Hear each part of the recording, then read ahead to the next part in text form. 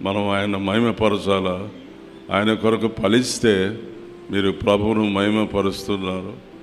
ప్రేమ, సంతోషము, సమాధానము, దీర్ఘశాంతము, దయాళుత్వము, మంచితనము, విశ్వాసము, సాత్వికము, ఆశా నిగ్రహమైనటువంటి ఆత్మఫలాలు ఫలిస్తే ప్రభువు మహిమపరుస్తాడు.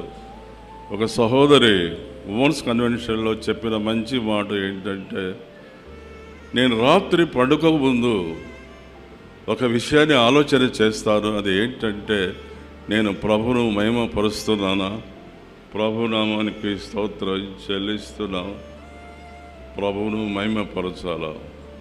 హేరోదు రాజు ఆయన మాట్లాడినప్పుడు అపోస్తల కార్యములో 12వ అధ్యాయంలో రాయబడింది, దేవుణ్ణి మహిమపరచనందువలన ఏమైందండి, అప్పుడప్పుడే పురుగులు పడి చనిపోయినాడు. అమ్మా, నువ్వు దేవుని మహిమపరుస్తున్నావా?